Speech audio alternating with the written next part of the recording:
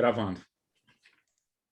Ok, obrigado. Bom dia a todos que estão no Brasil, boa tarde a todos que estão na Europa, como é o caso do nosso palestrante de hoje, o professor Juan Antônio Garcia Amado, a quem eu saúdo e agradeço imensamente a presença aqui para ministrar essa palestra inaugural do grupo de estudo, do grupo de pesquisa Estudos Keusenianos.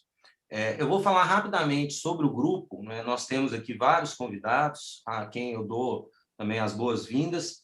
Eu vou falar rapidamente sobre o grupo e depois eu, sem delongas, passo a palavra ao professor Juan Antônio Garcia Amado. Bom, o grupo é um grupo de pesquisa registrado no CNPq, coordenado por mim e pelo Rodrigo Valadão, que aqui se encontra, né? Foi uma ideia do Rodrigo, na verdade, e eu prontamente aceitei, porque eu já tinha a ideia de criar na UFMG, com pesquisadores da UFMG e de outras universidades e outras instituições, um grupo de pesquisa que levasse Kelsen a sério, e aqui no grupo nós temos, como vocês vão ver aqui, pessoas que levam Kelsen muito a sério, né? Então, o grupo é coordenado por mim e pelo Rodrigo, ele conta com pesquisadores de várias universidades brasileiras, né? E também de universidades estrangeiras. Os membros não honorários, os membros pesquisadores, além dos coordenadores, que somos eu e o Rodrigo, são os professores José Rodrigo Rodrigues, Júlio Aguiar de Oliveira, Marcelo do Nascimento Silva Porciúncula, Matheus Pellegrino da Silva, Rodrigo Garcia Cadore, que integram, então, o grupo como pesquisadores. Além desses pesquisadores, nós resolvemos destacar alguns professores e pesquisadores, que são também pesquisadores do grupo, mas que se destacaram, que contribuíram de uma maneira especial para o desenvolvimento dos estudos keusenianos, né? Esses professores, então, alguns tem um professor, uma professora brasileira e alguns professores estrangeiros. São eles, em ordem alfabética.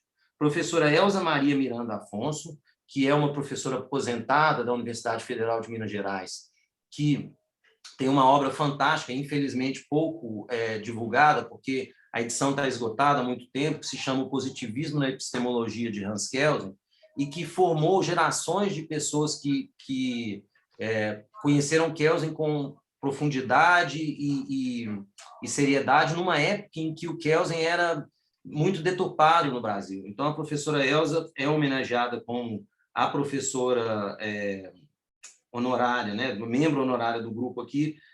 Depois vem o professor Juan Antônio Garcia Amado, que dispensa apresentações, está aqui nos prestigiando. Tem, eu já disse aqui no início, um livro fantástico sobre a norma fundamental de Kelsen, que no meu caso foi essencial, né, para a minha pesquisa de mestrado, que foi desenvolvida no final da década de 90, e que eu saiba, até então, pelo menos, eu acho que uma das poucas obras em língua espanhola, portuguesa, especialmente dedicadas à norma fundamental, pelo menos que eu tenha conhecimento, e um livro de profundidade e seriedade muito grandes. Aí vem o professor Mário Lozano, né, que dispensa também apresentações e que tem uma relação muito especial, é italiano, mas tem uma relação muito especial com o Brasil, já residiu no Brasil e pesquisa as coisas do Brasil, e é um grande estudioso de Kelsen, tradutor, não é, da segunda edição da Teoria por Direito de Kelsen. Depois vem o professor Matias Yestedt, que é professor em Freiburg, também dispensa apresentações, não é? É o coordenador da coleção que reúne os escritos de Kelsen, a obra completa de Kelsen, um pesquisador muito importante de Kelsen. E, por fim, o professor Stanley L. Paulson, que é um professor também que dispensa apresentações, norte-americano, atualmente reside como professor convidado no Instituto Hermann Kantarowicz, em Kiel. Então, esses são os membros honorários, esses 5 membros que nós resolvemos homenagear, porque são, como dito, pesquisadores que se destacaram e se destacam com contribuições muito importantes na interpretação, na divulgação e, por que não, no desenvolvimento da teoria por direito. Bom, a finalidade do grupo é unir essas pessoas que pesquisam Kelsen, né? Não necessariamente que tem como Kelsen o seu único ponto de pesquisa, mas a ideia é reunir pesquisadores que têm em Kelsen um dos pontos mais importantes da sua pesquisa, que é o caso de todos aqui. Isso não significa que esses pesquisadores pesquisem somente Kelsen, né? os orientandos dos membros do grupo, de todos os membros do grupo, podem se tornar, se quiserem, pelas regras do CNPq, automaticamente membros cadastrados no grupo como estudantes. Só que, para aqueles que são de outros países, não conhecem a dinâmica dos grupos de pesquisa do CNPq, esses grupos de pesquisa do CNPq, infelizmente, não tem uma outra categoria do chamado membro que acompanha, né, ou um membro que discute. Então, eu já conversei com o Rodrigo, nós temos debatido isso muito, a nossa ideia é criar. Então, no âmbito do registro que é feito no CNPq, que é o Conselho Nacional de Pesquisa, esses são as categorias, então, são pesquisadores e estudantes. Tá? São essas duas categorias. Nós criamos, então, o pesquisador honorário, para homenagear esses cientistas que deram uma grande contribuição ao desenvolvimento da TPD. Mas não existe, como eu disse, uma categoria, assim, membro que acompanha ou membro que discute. Mas isso não impede que ela seja criada. Então, eu já conversei com o Rodrigo, a nossa ideia é criar uma lista de pessoas que queiram acompanhar os eventos do grupo, né, e integrar essas pessoas através das mídias sociais, né? As atividades que o grupo desenvolverá, além, claro, das atividades individuais de cada um dos membros. Então, por exemplo, se um dos membros orienta um aluno de graduação, mestrado ou doutorado, e deseja que esse aluno e essa orientação seja registrada no grupo, ela pode ser pelas regras do CNPq.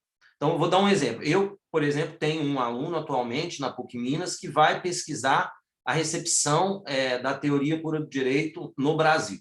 Então, eu vou registrar esse acadêmico como estudante no grupo. Tá? Bom, nós ainda vamos discutir as regras para admissão de novos membros pesquisadores, mas pretendemos discutir com todos, né, Rodrigo?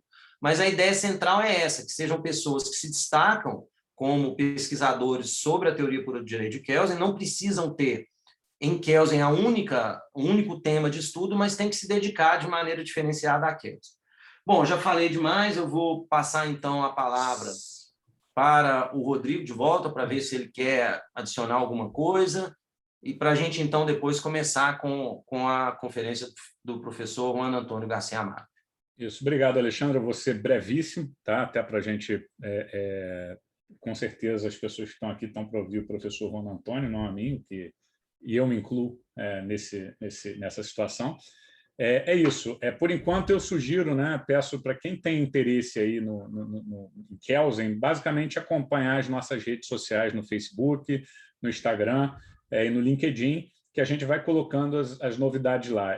A nossa ideia é fazer, né, pelo menos um evento por mês, seja com membros do grupo, seja com membros de fora do grupo, mas debatendo Kelsen. Então, a ideia lógico que nós temos o grupo está um pouco amarrado por ele estar vinculado ao CNPq, no que diz respeito à formalidade, né? O membro, pesquisador, enfim, tem essas limitações todas que o Alexandre falou, mas não significa que a gente não possa tornar o grupo um grande locus de discussão da teoria pura de direito aberta a toda a comunidade internacional. Tá? Então, por enquanto, a gente está nas redes, a ideia que a gente crie daqui a pouco um grupo de WhatsApp, um grupo de Telegram, onde a gente possa, poxa, saiu isso daqui, esse livro foi publicado, alguém viu esse livro, alguém tem esse livro, alguém tem esse artigo, olha só que novidade bacana. Então, a ideia é que a gente possa trocar esse tipo de material. Tá? Então, seriam quase que dois grupos em um. Né? Seria um grupo, né, mais formal, amarrado às regras do CNPq, e um grupo paralelo, de certa forma, que a gente tem esse local enfim, para compartilhar essas informações. Então, basicamente é isso. Peço só que, por enquanto, vocês fiquem antenados então, nas nossas redes. Assim que a gente tiver mais novidade, a gente vai dar a devida publicidade. Serão todos muito bem-vindos. E agradeço desde já, não só o interesse no grupo, mas o interesse no evento de hoje, que estamos aqui para ouvir. Quando a gente estava pensando, junto com o Alexandre, qual o evento, né, quem que a gente ia chamar para o evento inicial, eu não consegui pensar em outra pessoa que não o professor Juan Antônio Garcia Amado. O professor Juan Garcia Amado é um grande amigo, apesar de eu tê-lo encontrado só uma única vez na vida, pessoalmente. foi uma pessoa essencial na minha formação. Eu sou suspeito, eu poderia aqui ficar falando a palestra inteira só agradecendo o professor Juan Antônio Garcia Amado. Graças a ele, eu fui para Freiburg fazer meu doutorado lá. Então, assim, é realmente uma honra tê-lo aqui. E, enfim, os seus escritos sobre Kelsen, teoria pura do direito, falam por si, dispensam apresentações. Professor Garcia Amado, é uma honra tê-lo aqui. Passo desde já a palavra, agradecendo em nome do grupo, em meu nome, em nome do Alexandre, a sua presença e o seu carinho. Muito obrigado. Obrigado, querido Rodrigo. Un saludo fraterno también, querido Alexandre. Bueno, primero, antes que nada, tengo que disculparme por no ser capaz de hablar en portugués. Debo hablar en español. Intentaré no hablar demasiado rápido, hablar menos y más lentamente, así tal vez hoy consiga comprenderme mejor yo a mí mismo si hablo menos y más despacio. Me siento muy agradecido y muy honrado por esto, que es un honor de abrir con esta charla, esta serie de conferencias dentro de este grupo de pesquisa de estudios kelsenianos. Es una maravillosa idea. Cuenten conmigo en todo lo que modestamente yo pueda apoyar, y ya desde ya los felicito por esta empresa, por esta iniciativa que es revolucionaria, ¿no? Y la palabra no la improviso, la he pensado. En estos tiempos oscuros, hablar de juristas decentes es revolucionario, ¿no?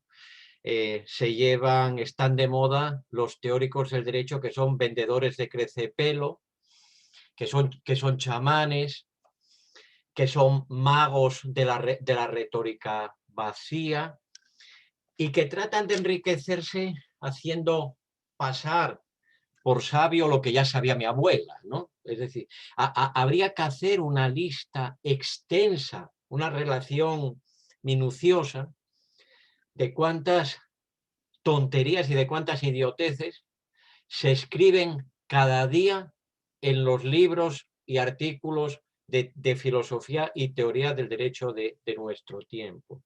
Es la época dorada para los falsificadores, ¿no? Es la época dorada para los que no estudian pero fingen que saben, ¿no?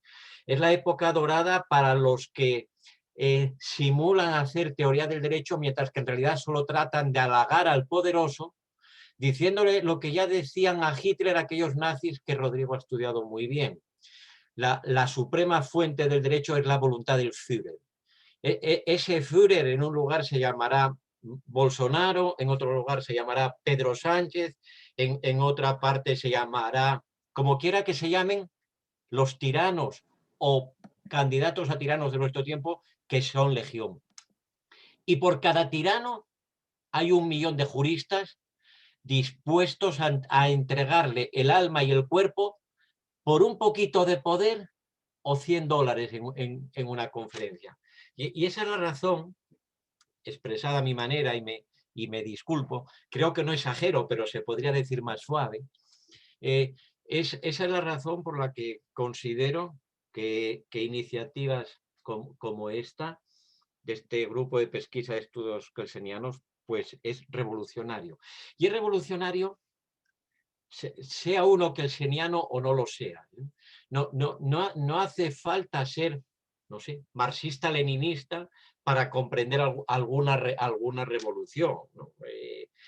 No hace falta ser kelseniano para comprender la necesidad que tenemos de recuperar la teoría del derecho y hacer teoría de los derechos en serio, que es exactamente lo contrario de lo que hizo Dworkin en su famoso libro. Quizá algún día los historiadores explicarán cómo la historia de la filosofía del derecho se hace en broma y en serio, parafraseando el famoso libro de Jering, aquel de jurisprudencia en broma y en serio, o de bromas y veras en la jurisprudencia, ¿no? Deberíamos un día pensar un pequeño proyecto de filosofía del derecho en broma y en serio y hacer una relación histórica, una relación de cómo las épocas se van sucediendo. Yo creo que la actual filosofía del derecho en broma empieza con un libro de Dworkin que se titula Los derechos en serio. La historia es paradójica, la historia tiene estas bromas.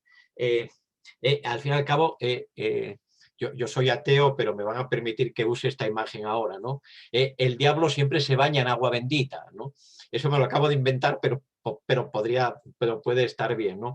El diablo se baña en agua bendita y los que quieran acabar con el derecho dicen que se lo toman en serio. Bueno, es el mundo al revés. Sea como sea, termino este preámbulo, es muy importante que hablemos de Kelsen, pero hago una primera puntualización también a modo de introducción. Evitemos los kelsenianos introducir un dios más en el Olimpo, ¿no?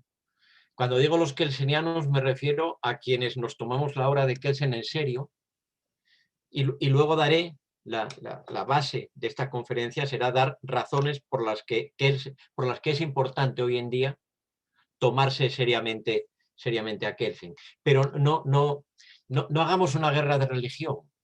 Tengo colegas muy queridos que en cada conferencia que imparten muchas porque son pensadores importantes del derecho, nunca dejan pasar más de 15 minutos sin decir, pero Kelsen estaba equivocado. Y a lo mejor, tal vez están hablando de la enfiteusis, o del derecho natural en Santo Tomás, o de los contratos de arrendamiento de obra, pero cada 15 minutos, aunque no venga a cuento, dicen, pero Kelsen estaba equivocado, ¿no?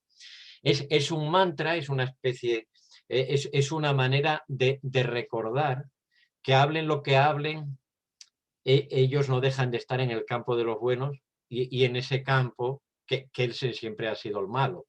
Otra tremenda paradoja. Bueno, esos colegas a los que me refiero, que cada pocos minutos repiten, pero Kelsen estaba equivocado, hacen de Kelsen una religión negativa para ellos, ¿no?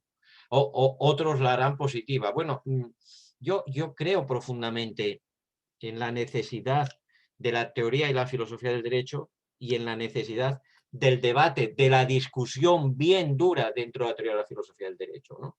Y los que en muchas cosas admiramos a Kelsen, pues tenemos que dar la batalla ahí. Y los tomistas, los naturalistas tomistas tienen que dar su batalla legítima. Y los que siguen a Finis tienen que dar su batalla legítima. Y los dworkinianos tienen que dar su batalla legítima procurando que no se les escape la risa, etcétera, etcétera.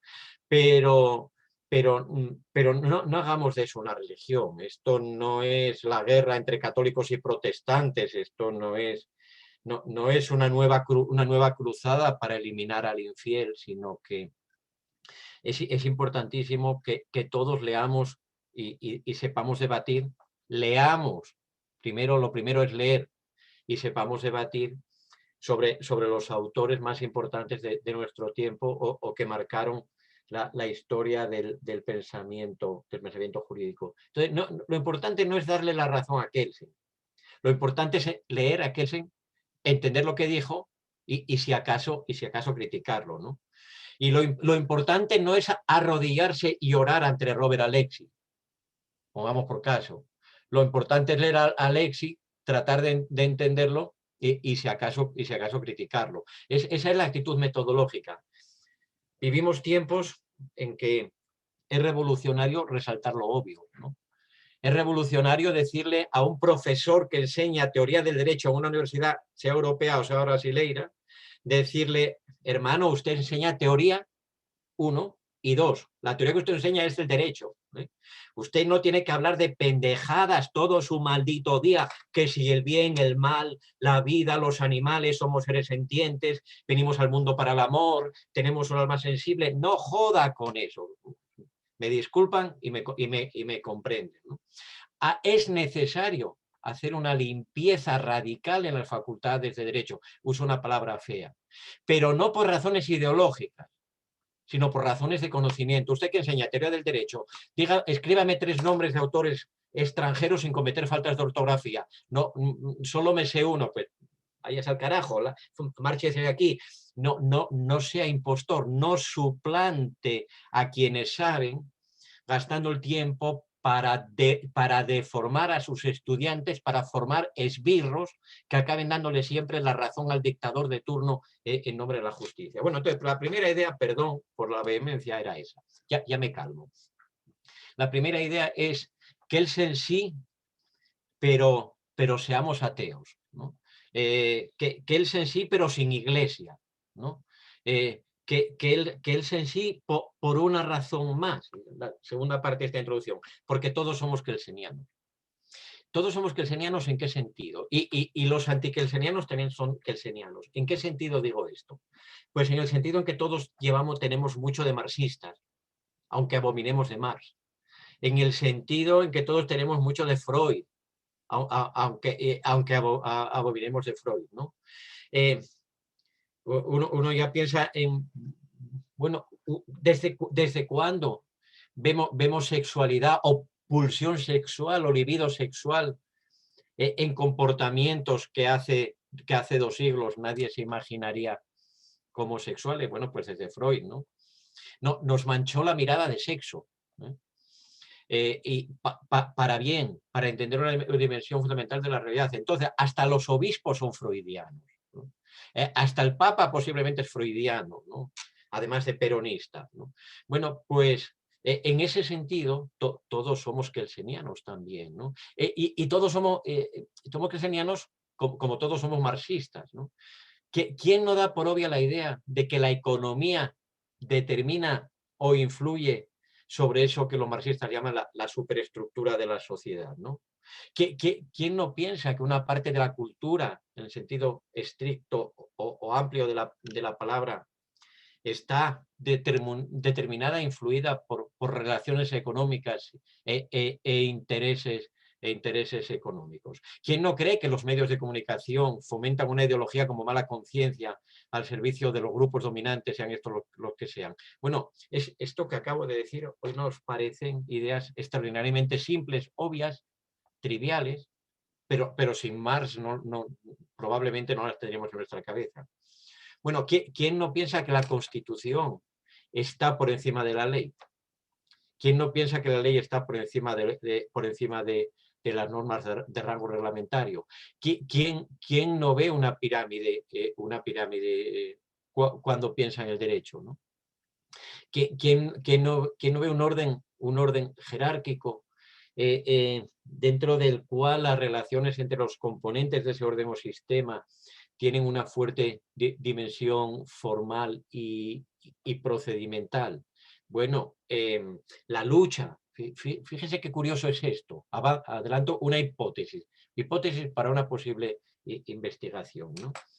Todo el iusmoralismo o el antipositivismo de la segunda mitad del siglo XX supone un intento desesperado por meter el derecho natural dentro de la pirámide. ¿Y eso por qué? Porque la pirámide ya la han asumido, ¿no?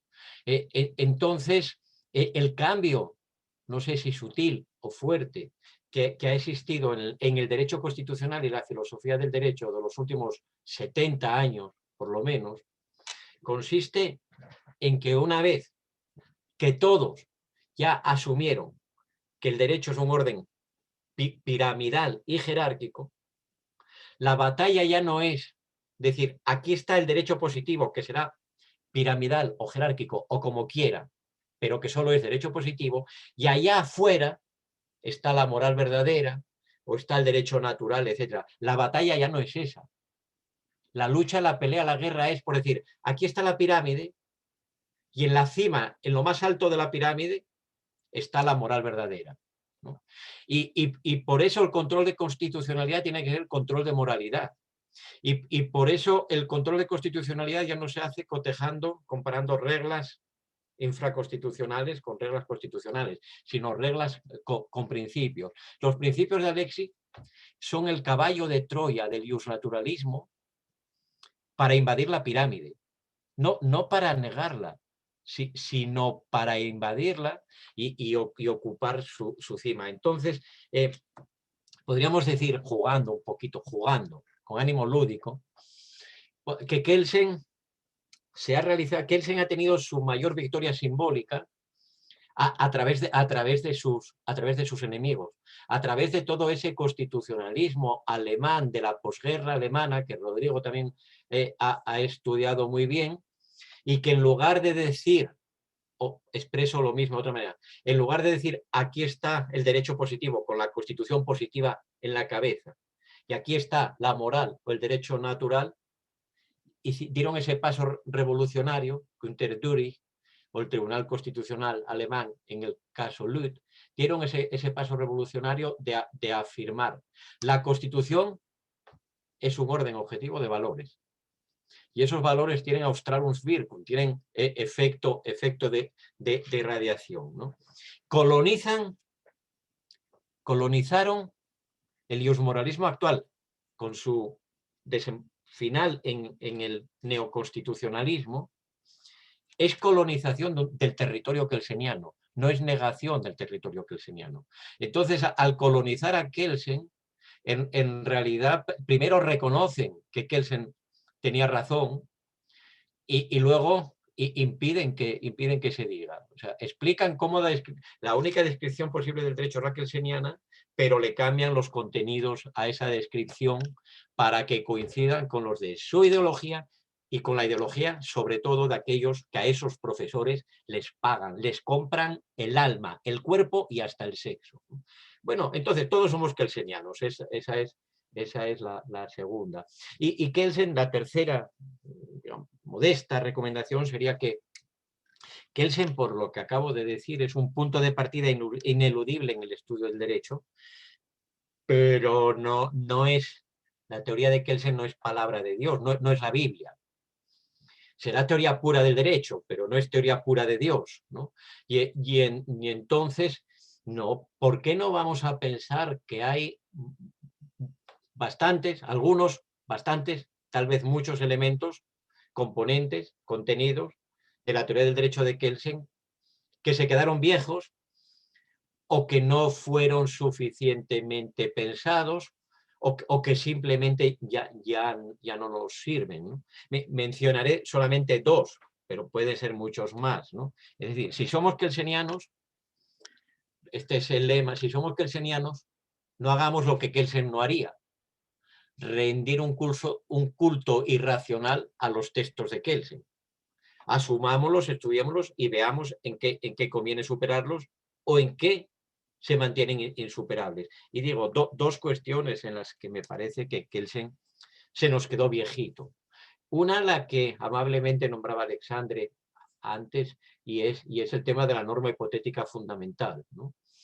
Bueno, yo nunca explico a mis estudiantes de Derecho, bueno, nunca les explico casi nada, ¿no? Pero para no hacerles daño a su alma noble y juvenil. Pero nunca intento explicarles la norma hipotética fundamental, porque ¿para qué? Creo que Kelsen, cuando yo dediqué un libro a eso, sí, creo que Kelsen formula esa teoría suya porque es rehén, es prisionero de su neocantismo radical y de esa cesura, de esa ruptura completa entre Sein y Sollen, entre ser y deber. Y él analíticamente no podía colocar, como todos sabemos, no podía poner ningún hecho como génesis, como origen de algo que tuviera una entidad normativa. Entonces, si toda norma se origina, no materialmente, sino toda normatividad, ¿no?, tiene su fuente ontológica en otra normatividad, si queremos evitar el regreso al infinito, tenemos que cortar en algún punto diciendo que la norma positiva más alta recibe su normatividad, su condición de derecho, de una norma presupuesta, es decir, de una norma que presumimos cada vez que vemos la Constitución como Constitución, que damos por sentada, ¿no? Bueno, eso lo explicó Hart más fácilmente al hablar de la regla de reconocimiento, todos lo sabemos, y más fácilmente, ¿por qué? Pues porque Hart no tenía ese condicionamiento filosófico neocantiano, ¿no?, no partía de esa ontología. ¿Qué sucede si le quitamos a Kelsen lo de la norma hipotética fundamental? Yo diría que no pasa nada, ¿no? Para explicar a Kelsen y entenderlo tenemos que entender la norma hipotética fundamental, pero para jugar con la teoría kelseniana, para usarla, creo que eso no es tan necesario. Y también creo, segundo ejemplo y nada más, que Kelsen es una fuente de enigmas para la teoría del derecho porque no manejó una lista, un catálogo de conceptos explicativos suficientemente amplio, ¿no? Kelsen, ustedes saben mejor que yo, distinguía entre validez y eficacia, pero con el concepto de validez pretendía explicar cosas demasiado heterogéneas y eso producía paradojas dentro de la propia obra kelseniana. Paradojas o casi contradicciones como ¿qué? Como la cláusula tácita alternativa o cláusula alternativa tácita. A mí me parece que allí donde Kelsen solo habla de validez, si diferenciamos entre tres conceptos, como puede ser validez, vigencia y aplicabilidad de las normas, si en lugar de pensar que las normas solo tienen digamos, ontológicamente o funcionalmente una única propiedad que se llama validez, y vemos que pueden tener tres, validez, vigencia y aplicabilidad, la cláusula tácita alternativa no la necesitamos. ¿Por qué? Porque podemos dar cuenta de un fenómeno que Kelsen, hasta donde yo sé, vio antes que nadie, y que es el siguiente. Lo voy a formular como pregunta. ¿Cuántas normas inconstitucionales, a ojos de cualquiera, están en este momento vigentes en el derecho español o en el derecho brasileño? ¿Cuántas normas son evidentemente inconstitucionales, pero no han sido anuladas por inconstitucionales por el tribunal que tenga esa competencia? Sea el Tribunal Constitucional, sea una Corte Suprema, etcétera. Contestación, muchas. En el derecho español, muchas. Cientos, miles. Bueno, eso que ustedes saben es lo que hizo aquel pensar esto. Bueno, ¿cómo es que si son inválidas, si no tienen validez, pueden estar así vigentes y obligar a los jueces en cuanto que no han sido anuladas, ¿no? Y por eso que él se entendía, por eso esa famosa expresión kelseniana de que, de que una norma es válida cuando ha sido creada por el órgano competente, según ese sistema jurídico, y siguiendo el procedimiento establecido en el sistema jurídico, pero no dice nada del contenido, no dice nada del elemento antinómico, ¿no? Que puede haber entre la ley y la Constitución, o entre el reglamento y la ley, porque yo creo que él se pensaba, bueno, si aunque la norma contraria a la Constitución, la ley contraria a la Constitución entra en vigor y se aplica, entonces acaba siendo como la otra, pues será que la habilitación de validez no tiene nada que ver con el contenido. Bueno, esto, no me extiendo más ahí, esto creo que se soluciona diferenciando entre validez y vigencia, por ejemplo, ¿no? Una norma puede estar vigente sin ser válida. ¿Y por qué? Porque tiene un defecto de validez. Y ese defecto es el que la hace apta para que pueda ser anulada porque tenga competencia para anularla, ¿no? Entonces, hay normas válidas y no vigentes, hay normas vigentes y no válidas, y hay normas aplicables que ni son válidas ni están vigentes, etc.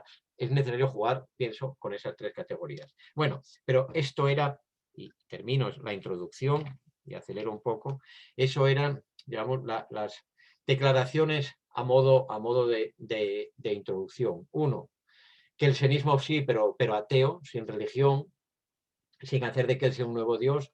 Dos, todos somos kelsenianos, seamos conscientes y hagámosles ver a nuestros rivales en las discusiones que ellos están realizando a Kelsen mientras piensan que lo niegan. Y en tercer lugar, pues que las obras de Kelsen, objeto importante de estudio, pero no son la Biblia, ¿no? Hay que hacer algo más que la exégesis kelseniana.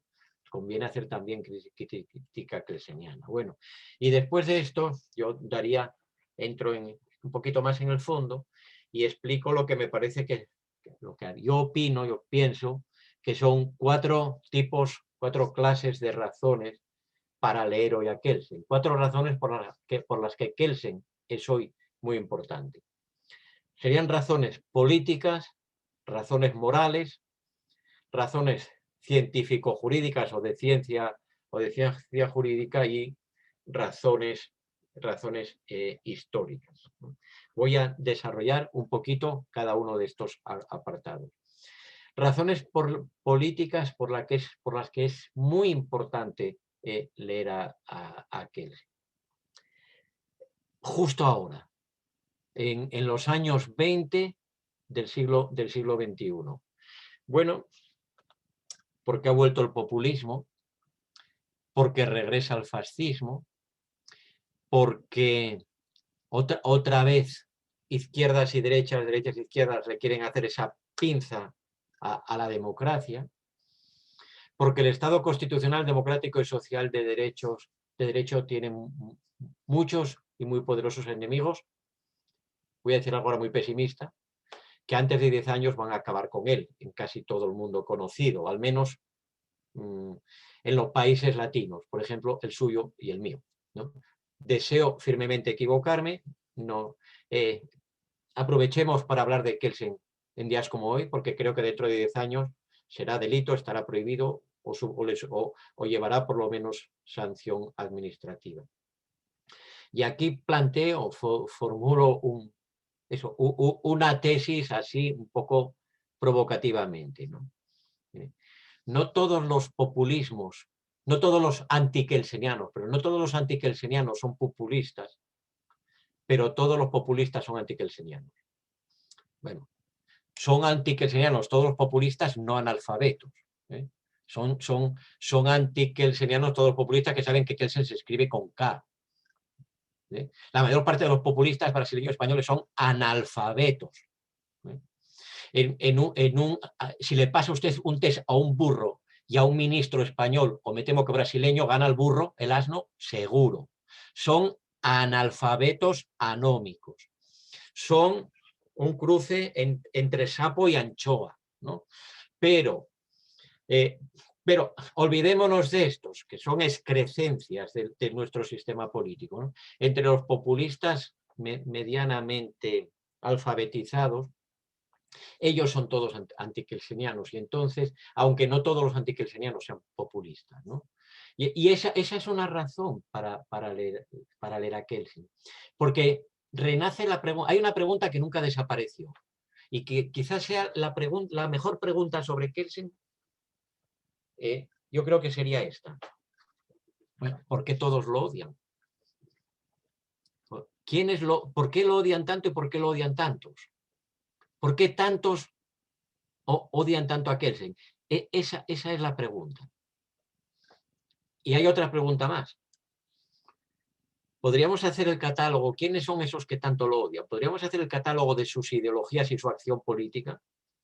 ¿Podríamos recordar a qué partidos o grupos políticos o religiosos han pertenecido? Por ejemplo, ¿cuántos kelsenianos había en el Brasil de la dictadura?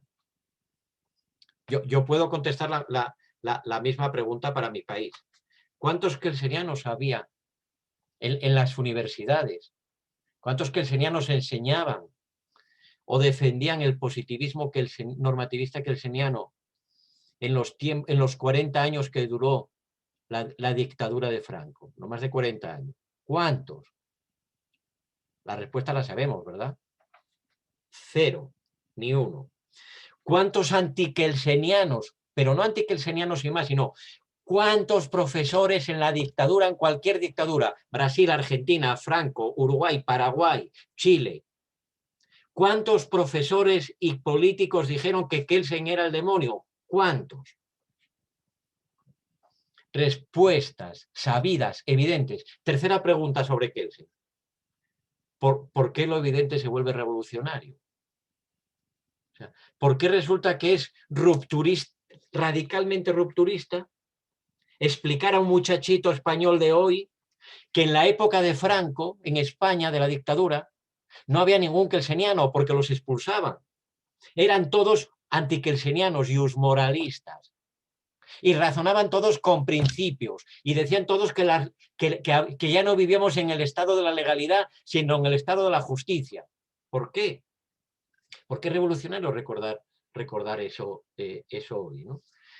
Kelsen, todos ustedes conocen aquel famoso prólogo de Kelsen a una edición, una de las ediciones de su teoría pura, donde dice que él está siendo simultáneamente atacado por comunistas y por nazis, ¿no?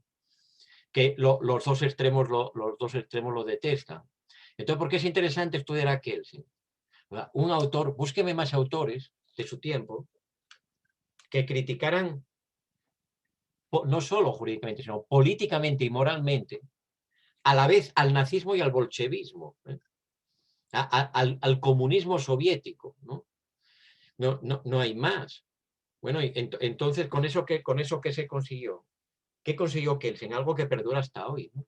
Todos los que odian a la democracia y al Estado constitucional y democrático de derecho, todos odian a Kelsen, porque nos gustará o no, pero es hasta donde yo pueda pensar, es el autor más representativo, no solo de la teoría del Estado constitucional, democrático y social de derecho, sino más representativo de la moral que hay por debajo de ese Estado. Y aquí viene otro asunto, ¿no? Es que Kelsen era un inmoral. Bueno, el analfabeto confunde.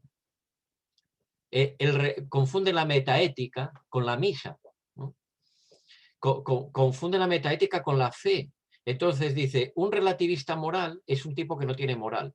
No, un relativista moral es una persona que no tiene la pretensión de que su moral es la verdadera, que admite que pueda ser verdadera la moral de otro, ¿no? Y entonces, bueno, ese es el asunto. Fíjate, estamos de nuevo, ¿qué les voy a decir a los amigos brasileños? En una época en la cual la lucha contra el derecho se hace en nombre de la moral. Pero ahora ya no es aquella moral nacionalista, comunitarista, digamos, de la democracia de Weimar. Ahora la lucha contra el derecho se hace en nombre de los derechos humanos. Y esa es quizá la paradoja más triste en la que vivimos, ¿no? Se está atacando y disolviendo la estructura básica y las garantías fundamentales del Estado constitucional y democrático de derecho en nombre de los derechos humanos, ¿no?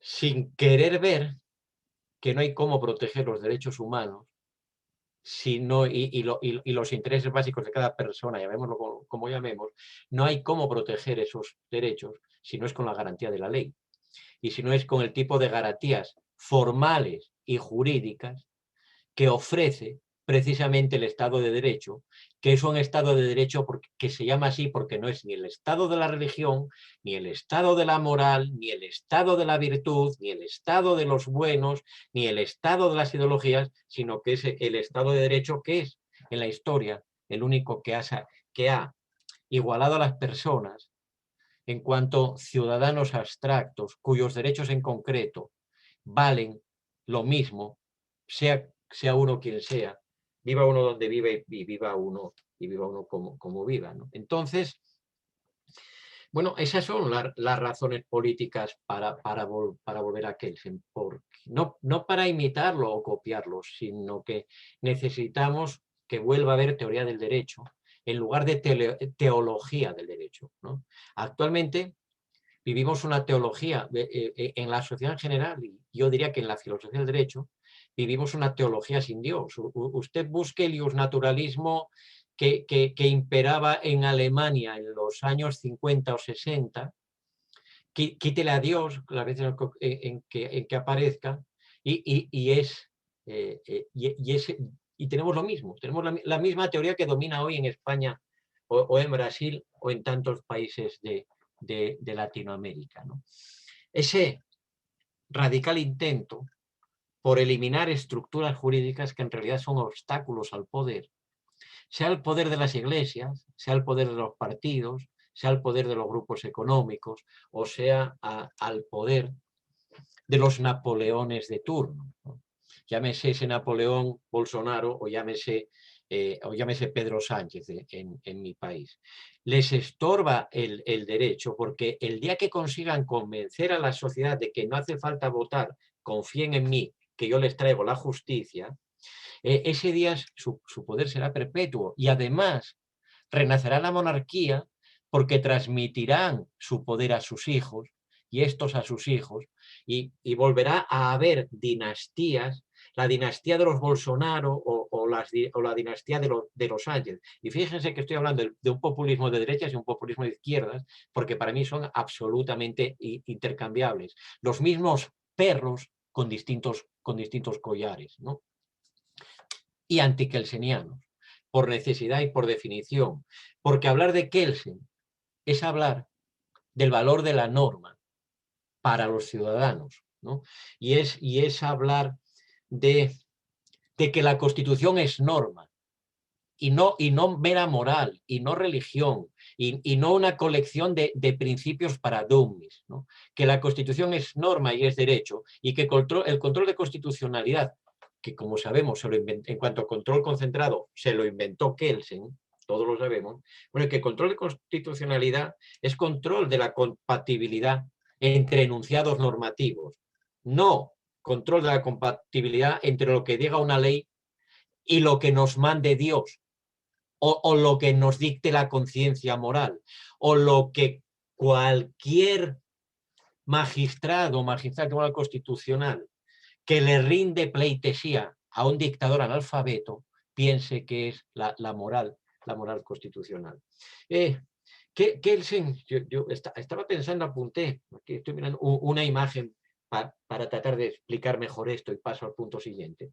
Kelsen es algo así, a la teoría del derecho, es algo así como un anatomista, un fisiólogo, ¿no? Si pensamos en lo que se estudia en las facultades de medicina, bueno, ¿sabes? Cualquier médico entiende que uno no puede ser especialista en ninguna disciplina médica, uno no puede ser cardiólogo, oncólogo, traumatólogo, si no sabe anatomía y fisiología. Hay que saber hay que conocer la radiografía del cuerpo, hay que conocer los nombres de los huesos, hay que saber cómo los músculos van unidos a los huesos, hay que saber el papel que juegan los tendones, ¿no?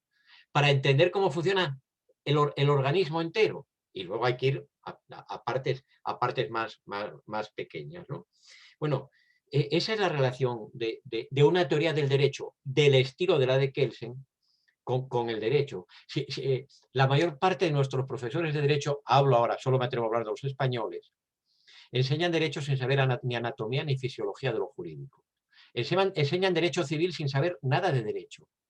No tienen ni idea de qué teorías hay sobre o visiones ha habido del concepto de derecho subjetivo, o de la idea de obligación jurídica, o de la propia idea de norma. Eso sí, todo civilista, todo mercantilista, todo administrativista dice, no, siempre hay una teoría objetiva y otra subjetiva, y luego una mixta que es la correcta.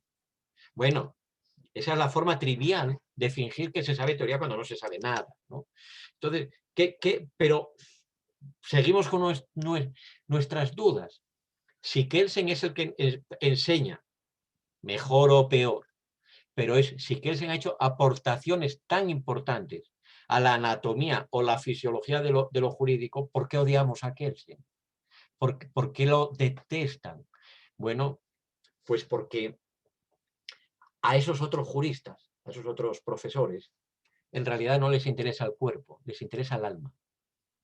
Imagínense, esta es la cuestión, imagínense que la mayor parte de los médicos de nuestros países dijeran, oiga, el cuerpo, o sea, que fueran platónicos radicales.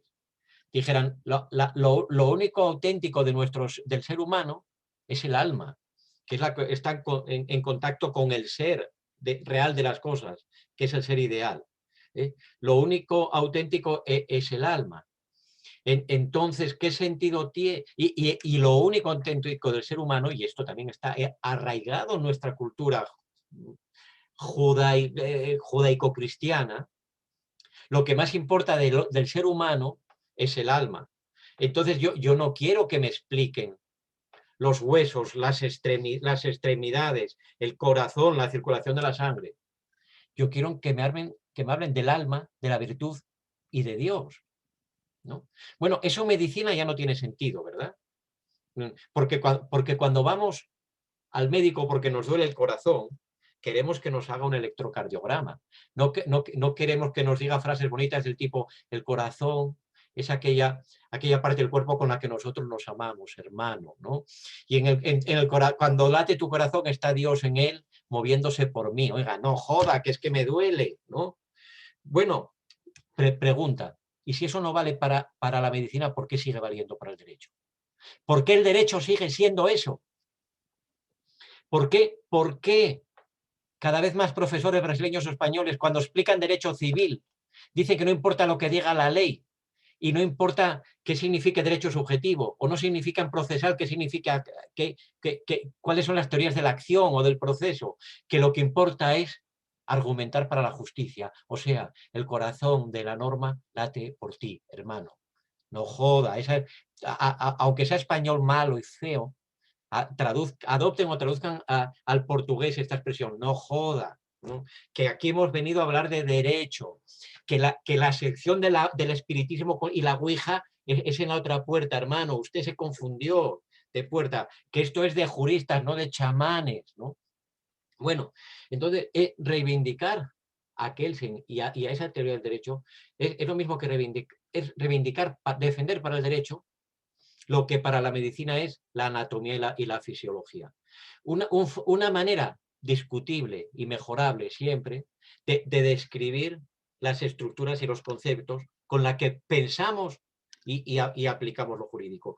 Y ahí está. Y los enemigos, no de Kelsen, los enemigos del derecho, que son los enemigos del Estado de Derecho, eso lo saben. Quiten a la sociedad, roben a los estudiantes de Derecho las herramientas con las que entender y pensar y manejar lo jurídico y ya serán nuestros prisioneros.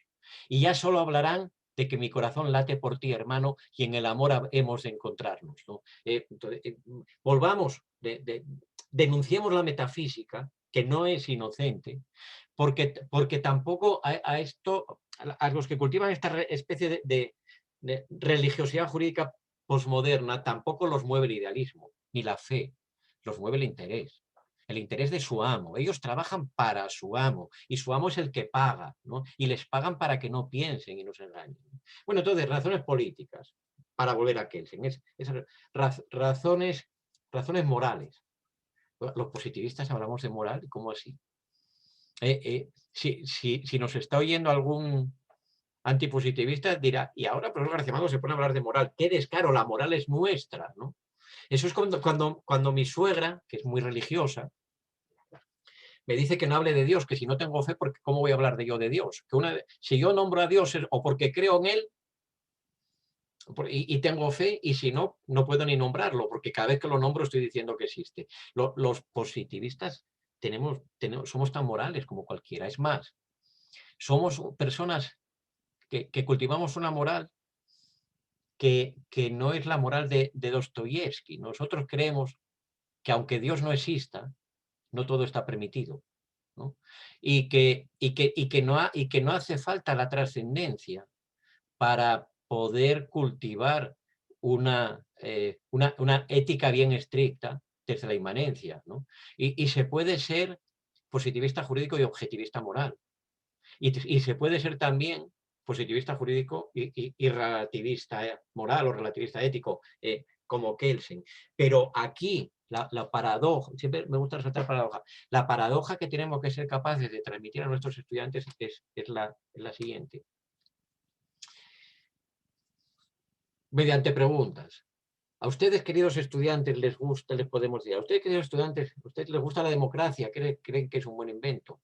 Sí, sí.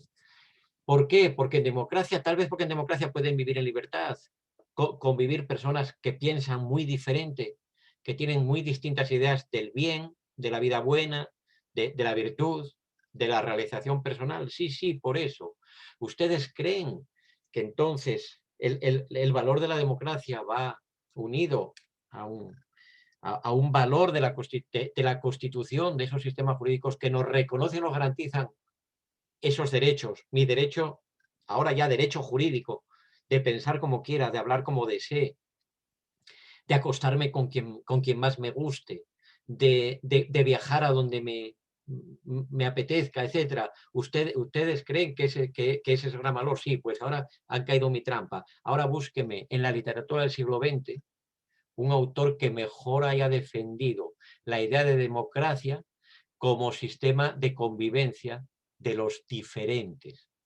Búsqueme un autor que haya explicado que la democracia es el único sistema jurídico-político en el cual las diferencias no se convierten en incompatibilidades, porque hay una especie de metarregulación que consiste en que, uno, cada cual tiene defendido su derecho a ser creyente o ateo, a ser liberal o socialista, a ser homo o hetero, lo que quiera, pero ¿saben qué? Aquí no manda ninguno de esos, sino que manda la mayoría, que es la única forma de mandar entre todos. Y esa es para nuestros estudiantes. Búsqueme un libro que haya hecho una síntesis mejor de la convivencia entre las libertades. Y esa síntesis se llama Esencia y Valor de la Democracia. ¿Cuántos antikelsenianos han leído Esencia y Valor de la Democracia? Muy pocos. ¿Cuántos no lo han leído? Pues porque, o sea, ¿por qué razón no lo han leído? Bueno, porque es que si lo leen o si explican ese libro, ya no pueden seguir acusando, ya no pueden seguir cultivando lo que Rodrigo tiene muy bien estudiado como la leyenda del positivismo o la leyenda de Kelsen. Ya no pueden seguir diciendo que Kelsen es el culpable del nazismo. Ya no pueden seguir explicando que la teoría del derecho es una teoría del derecho sin moral. Ya no pueden seguir diciendo que la teoría del derecho de Kelsen deja inerme al ciudadano ante el derecho injusto porque no tiene cómo criticarlo. Oiga, pero ¿cómo que no? ¿No? Entonces, hay una filosofía política de Kelsen que es muy necesario y una filosofía moral en el fondo que es muy necesario rescatar en estos tiempos de crisis de la democracia y que es que, repito, tal vez Kelsen sintetizó como nadie esa idea de que necesitamos un derecho, un sistema jurídico y político, un sistema constitucional que permita la convivencia pacífica y tolerante entre personas distintas. Que la solución no es ni la homogeneidad, pensemos todos igual, ni el exterminio, matemos al diferente. Que la solución es convivamos bajo unas únicas normas, que entonces tienen que ser, porque no hay otra solución, tienen que ser normas del derecho. Porque a mí me gusta mucho este refrán, este lema, que no es de Kelsen, que yo me invento, pero que me parece muy kelseniano, ¿no? La moral es de cada uno, pero el derecho es de todos. Entonces, para poder convivir bajo un derecho común, necesitamos identificar al derecho, explicarlo y defenderlo, porque, repito lo de antes, ¿no? Cuando atacamos el derecho como sistema de legalidad, estamos atacando los derechos como elementos de defensa de nuestros bienes básicos, de nuestros intereses básicos. 3, voy avanzando. Decía razones políticas, razones morales, o de filosofía moral y política, la democracia, razones científico-jurídicas. Llamamos razones científico-jurídicas razones más de teoría del derecho, si queremos decirlo así, o de teoría de la ciencia jurídica. El derecho ya casi no existe. Y esto ya lo he explicado hace unos minutos. Sería un gran trabajo, una gran investigación, grabar aleatoriamente. Les propongo esta idea, a ver si les gusta, y la hacemos, ¿no? Grabar al azar 1000 horas de enseñanza del derecho en cualquier facultad de derecho. Al azar, por sorteo, ¿no? 15 minutos de este profesor, 15 minutos de aquella materia, 15 minutos de la otra. 1000 horas así, ¿no? Y luego ir a ver cuántos derechos se explican a facultades de derecho, ¿no? Cuánto se habla de normas, de sus interpretaciones posibles de los precedentes, o cuánto se especula, ¿no? ¿Cuánto hay de especulación metafísica, de especulación moral o sencillamente de aleccionamiento político, ¿no? Del discurso que precisamente denunciaba Kelsen como acientífico, ¿no? No como ilegítimo en sí, sino como ilegítimo en las facultades del derecho, porque la teoría pura del derecho, todos sabemos que se llama teoría pura del derecho, no porque Kelsen piense que el derecho es puro, sino porque Kelsen piensa que la teoría impura no es teoría jurídica, es política, ¿no? Es política disfrazada de docencia de derecho civil o de docencia de derecho penal. Entonces, una primera razón, digo, científica, para rescatar a Kelsen o darle importancia, es que necesitamos que la explicación, que necesitamos que a las facultades de derecho vuelva el derecho. Y esto lo necesitamos por los motivos morales y políticos que en el apartado anterior explicaba. Necesitamos facultades de derecho donde se enseñe derecho y donde también se enseñe a criticar al derecho.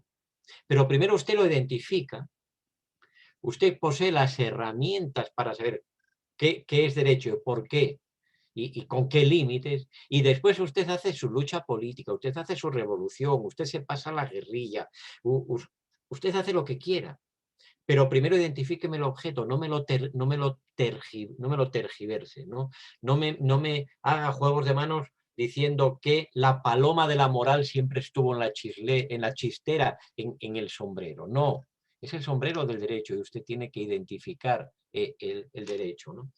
Pero hay algo más. O sea, yo creo que con Kelsen la filosofía del derecho puede recuperar el derecho. Creo que con Kelsen la teoría general del derecho tiene que volver a ser teoría general del derecho y no teoría general de la moral o teoría general de la política, etcétera, pero incluso siendo antikelseniano, ¿no? Y me parece, miren, que esto es paradójico. Yo pienso que con Kelsen también tienen que volver las ciencias sociales al derecho. Tienen que volver, no, tienen que llegar, ¿no? Una de las mayores desgracias, en mi opinión, de la enseñanza del derecho en nuestros países es que no hay ciencia social del derecho. No hay sociología del derecho. No hay psicología jurídica, no hay antropología jurídica, no hay nada, ¿no? Y no hay nada, y la culpa de que la sociología del derecho no exista, no la tiene Kelsen, la tienen los antikelsenianos. Porque es cierto que Kelsen tuvo tremendas disputas con sociólogos del derecho como Ehrlich, ¿no? Pero eran disputas por razones metodológicas, porque Kelsen rechazaba, al igual que hizo con su maestro Jelinek, Kelsen rechazaba, se oponía al sincretismo metodológico. Kelsen decía, o estudiamos el derecho como hecho, y entonces seremos científicos sociales, o estudiamos el derecho como norma, digamos, en su peculiar entidad normativa, y entonces seremos teóricos del derecho, seremos científicos del derecho, y no perdamos de vista la fuerza que ahí tenía lo que antes señalé, esa ruptura que en Kelsen había entre Sein y Soren, entre ser y deber, ¿no? Pero Kelsen no negaba la ciencia social sobre el derecho. Kelsen lo que decía es, cuando usted haga sociología de la ley civil, no diga que está haciendo dogmática civil. No cambie la explicación del derecho civil de su país por la indicación de una serie de datos muy importantes sobre cuánto de eficaz es la ley civil o qué efectos tuvo en tal estado la última reforma de la legislación sobre el divorcio. No me cambie la explicación de lo que hay, de los efectos del código por la de las normas del código, etc. Pero no es que Kelsen rechazara las ciencias sociales.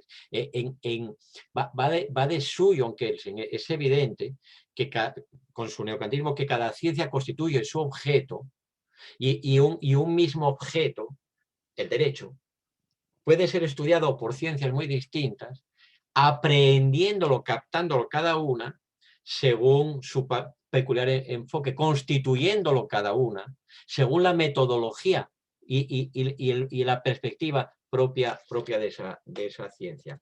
¿Por qué no tenemos sociología del derecho? ¿Por qué no tenemos sociología del derecho? Porque ya no conocemos ni la norma como norma, ni la norma como hecho.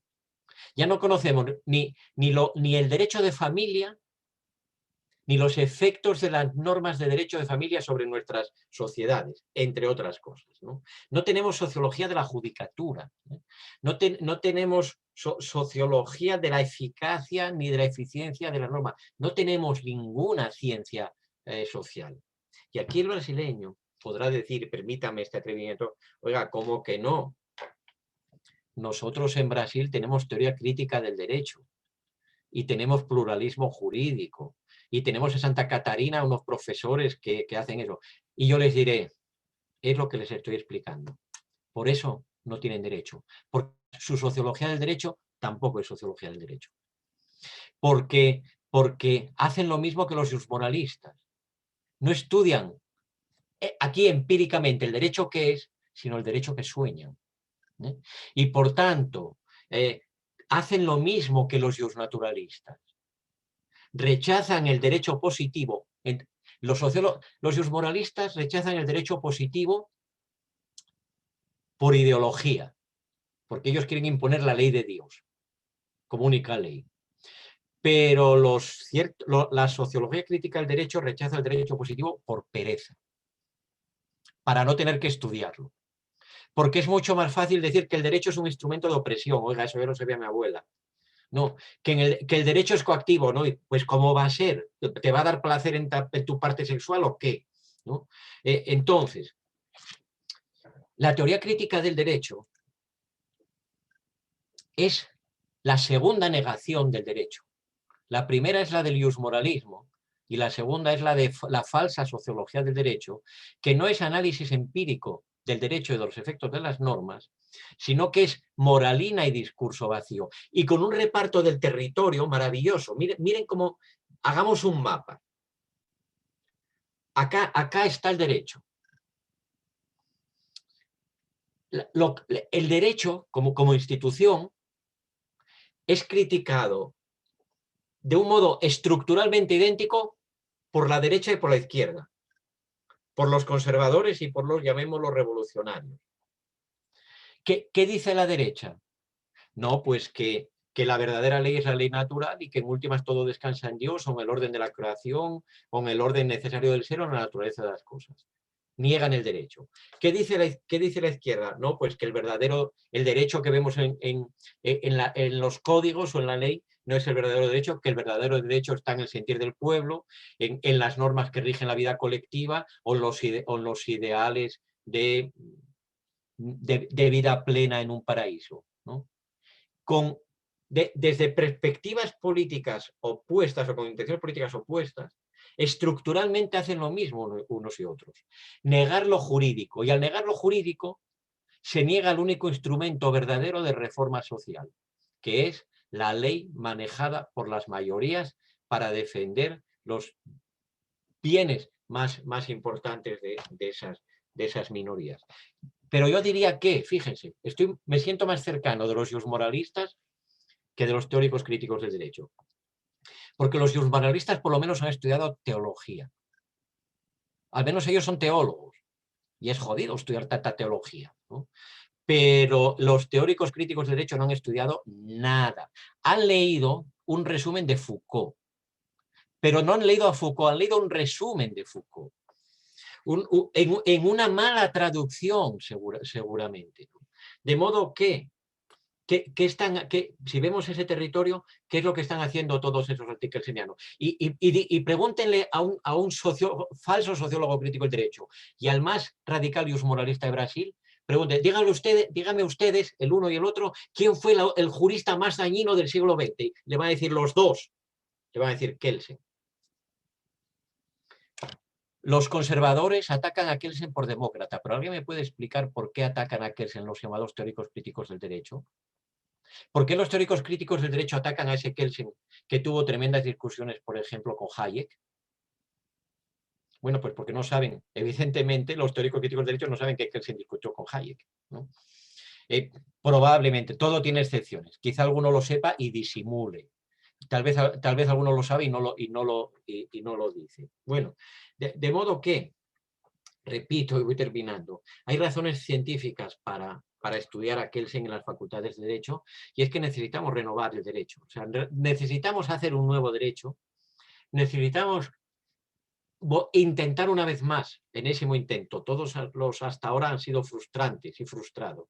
Necesitamos intentar construir unas sociedades desmitificadas, desencantadas y de base jurídica, donde cada individuo y cada ciudadano y cada elector y cada juez sepa que sin derecho hay estado de naturaleza. Volvamos a Hobbes también, ¿no? Que la alternativa al derecho no es la moral realizándose en su plenitud, sino que es la arbitrariedad, la ley de la selva y la ley del más fuerte.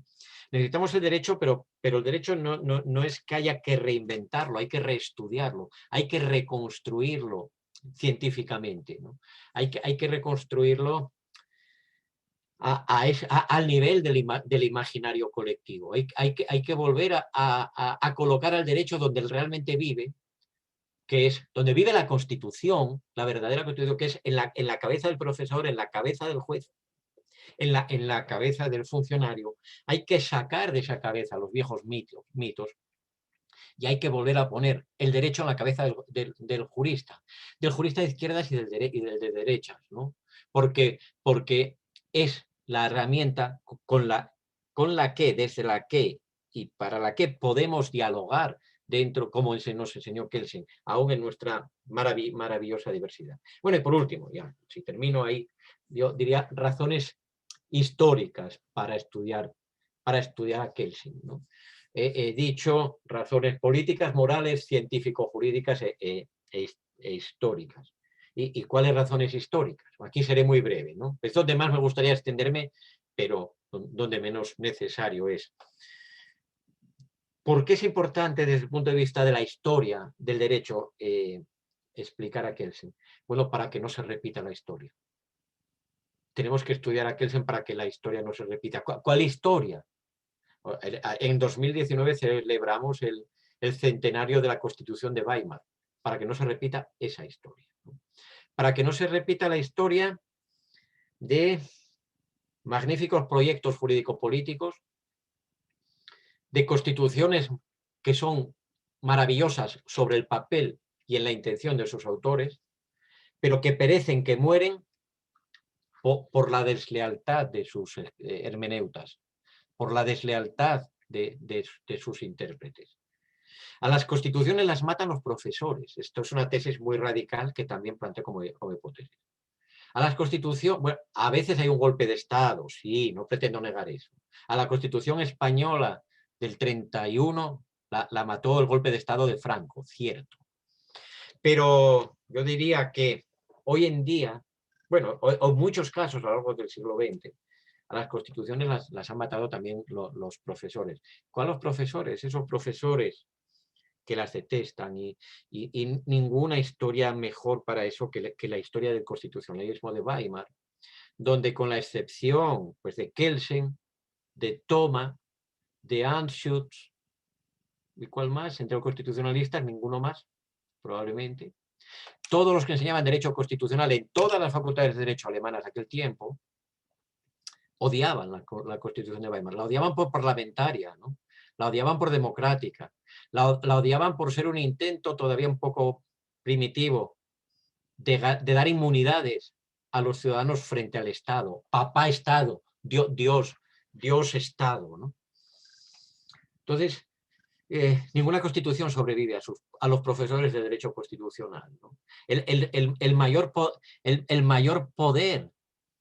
Otra pregunta trampa para estudiantes jóvenes. Preguntémosles esto. ¿Cuál es el mayor poder respecto de la Constitución? No, y añade, no necesariamente un poder constituido. ¿Quién tiene más poder sobre la Constitución? Y le van a decir el legislativo, el Tribunal Constitucional, el gobierno. No, el mayor poder sobre la Constitución los tienen los profesores de Derecho Constitucional. Y ninguna constitución sobrevive, y Weimar es el mejor ejemplo, ninguna constitución sobrevive a la deslealtad o a la ignorancia o a la mala fe o a la prostitución de los profesores de derecho constitucional, ¿no? Entonces, bueno, la lección, Kelsen en la historia, la lección de Weimar, ¿no? Bueno, tratemos de construir de que haya constitucionalistas que defiendan la constitución de nuestro país, si es que nos parece buena, como Kelsen defendió primero la austríaca, ¿no? y después la alemana. Vayámonos la otra segunda parte de la historia, que es la más interesante quizá, ¿no? La posguerra, la ley fundamental de Bonn, la Constitución alemana del 49. Bueno, esa es la lección que nos sirve todavía más para nuestros días. Porque lo que ocurrió en aquella Alemania es que la Constitución fue colonizada, ¿no? Antes utilicé deliberadamente una imagen, la imagen del caballo de Troya, ¿no?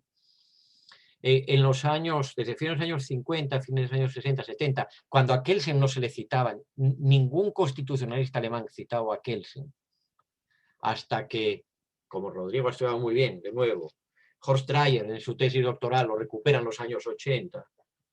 En aquellas décadas, 60, 70, en que a Kelsen no lo citaba ningún constitucionalista alemán, y si alguno lo mencionaba era para descartarlo, la Constitución alemana había sido colonizada por aquella idea de que toda la Constitución estaba en el parágrafo 1.1, la dignidad humana es un untouchable, intocable, y de que la Constitución, ya lo dije, aquella idea de que la Constitución es un orden objetivo de valores. Lo que aquellos constitucionalistas pensaron genialmente es esto. Es muy importante, hagamos la comparación con hoy. Miren, no importa lo que la Constitución dice, siempre y cuando que el control de constitucionalidad lo hagamos nosotros. No tiene importancia que la Constitución diga tal o cualquier cosa. Lo que importa es quién hace el control de constitucionalidad y quién educa y quién maneja a quien hace el control de constitucionalidad. La preocupación de aquellos constitucionalistas ultraconservadores y en muchos casos antiguos nazis, véase Theodor Mans, entre otros, la preocupación era ¿qué va a ocurrir en este país cuando gane el Partido Socialista? ¿No? Que hablamos de aquel Partido Socialista, no de esta cosa que ahora manda en mi país, y que son una especie de curas castrados, ¿no? Pero, ¿qué va a pasar el día que gane la izquierda en Alemania? Van a hacer una ley del divorcio, van a permitir el aborto de la mujer, van a permitir la inseminación de la mujer con semen que no sea de su marido, van a fomentar las parejas homoparentales, va a dejar de haber diferencia legal entre hijos legítimos e ilegítimos. Dice, bueno, ¿y eso por qué es posible? Porque la Constitución no ha prohibido duramente y taxativamente nada de eso. Entonces la Constitución lo ha dejado abierto. Solución. La Constitución no es lo que la Constitución dice. La Constitución es un orden objetivo de valores. Y por tanto, si la constitucionalidad de la ley, esa ley de divorcio que tal vez mañana va a hacer un partido socialista mayoritario, si la constitucionalidad de la ley la controlamos nosotros, los constitucionalistas conservadores, y la controlamos nosotros, no desde la letra de la Constitución, que puede haber grandes problemas interpretativos para demostrar la inconstitucionalidad de esa ley de divorcio, por ejemplo, sino si la constitucionalidad la controlamos nosotros, desde los valores constitucionales y los principios constitucionales, entonces, hermanos, queridos hermanos en Cristo, podemos dormir tranquilos. ¿Y por qué podemos dormir tranquilos? Porque nunca va a ser constitucional una ley que vaya contra la esencia de la familia, contra el interés del Estado, contra el papel asignado por Dios a la mujer, etcétera, etcétera. De ahí viene esa corriente, esa doctrina, se llamó, entre otras cosas, jurisprudencia de valores, o Vertungsjurisprudence. Se llamó jurisprudencia de valores y ahí está el antecedente primero, el antecedente verdadero, el primero, el originario y más importante del actual neoconstitucionalismo. Y eran ultraconservadores, como ultraconservadores son los actuales neoconstitucionalistas. Como ultraconservadores son el 90% de los que dicen que hacen crítica del derecho. ¿Y qué es lo que conservan? ¿Qué es lo que quieren conservar? Pues quieren conservar la vigente estructura de dominación y la vigente estructura de poderes. Antes diríamos, con nuestros orígenes marxistas, quieren conservar la sociedad de clases basado en el modo de producción y en la explotación económica de los débiles por los fuertes. Quizá, tal vez hoy hay que decir, quieren conservar las estructuras políticas de dominación, porque a lo mejor les toca renovar a Marx y darse cuenta de que ahora no es la política la que sirve a la economía, sino la economía la que sirve a la política, ¿no? En mi país, gobierne que gobierne, y gobierne como gobierne, todos los empresarios la arrodillan al presidente. Todos los empresarios se la arrodillan al presidente. ¿A cuál presidente? A todos, ¿no? Porque a medida que el derecho se desprestigia, el poder económico se va dando cuenta, paradójicamente otra vez, de que todos los privilegios dependen de la Gaceta Oficial.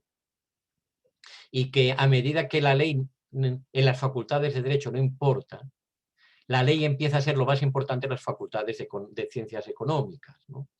Bueno, y entonces, en ese sentido son conservadores.